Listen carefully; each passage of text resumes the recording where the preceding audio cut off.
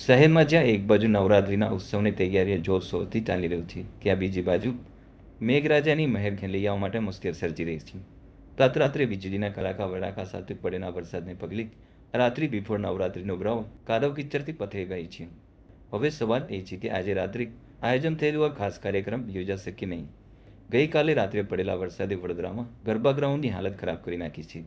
Corporation દ્વારા આયોજિત રાત્રિ બિફોર નવરાત્રિના કાર્યક્રમ માટે ખાસ તૈયાર કરાયેલું ગ્રાઉન્ડ પર પાણી અને કીચડથી ભરાઈ ગયું છે. વહેલી સવારથી જ અધિકારીઓ ગ્રાઉન્ડ પર પહોંચી ગયા હતા અને હાલ ગ્રાઉન્ડને સરફેસ કરવા માટે તાત્કાલિક ધોરણે કામે લગાડવામાં આવી છે.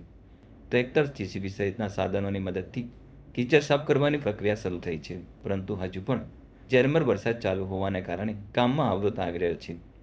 હજારો ખેલૈયાઓ જે ઉત્સાહપૂર્વક આજે ગરબા રમવા આવવાના છે, તેઓમાં મોટો સવાલ ઊભો થાય છે કે શું ખરેખર કાર્યક્રમ સમયસર શરૂ થઈ શકશે.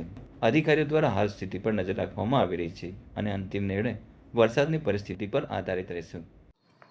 પરિસ્થિતિમાં અત્યારે તો ગરબા ગ્રાઉન્ડમાં ચાલી શકાય એવી હાર્ડ સરફેસ છે, પણ આ પાણી છે એ પાણી હમણાં વાદળી મંગાવી છે.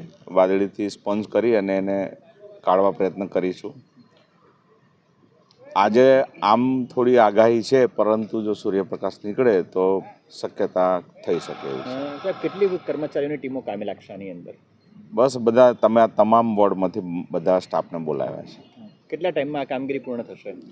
પ્રયત્ન કરીશું કે પ્રોગ્રામ શરૂ થાય એના પહેલાં એના અગાઉ આ કામ પૂરું કરવાનો પ્રયત્ન કરશે. ગઈકાલે આખો દિવસ અને આખી રાત લગભગ કામગીરી ચાલુ રહી છે. રાત્રે લગભગ 3 વાગ્યાની આસપાસ ગ્રાઉન્ડ તૈયાર પણ થઈ ગયું હતું. ત્યારબાદ જે વરસાદ વરસ્યો છે એને લઈને હાલમાં ગ્રાઉન્ડમાં થોડી ઘણી જગ્યાએ પાણી ભરાયેલા છે, પરંતુ ટીમો હમણાં હાલમાં થોડા ટાઈમમાં કામ લાગશે, કારણ કે રાત્રે આખી રાત ટીમે કામ કરેલું છે. હમણાં થોડા સમય પછી પાછી ટીમ કામ પર લાગશે અને ફરીથી ગ્રાઉન્ડને તૈયાર કરવામાં આવશે.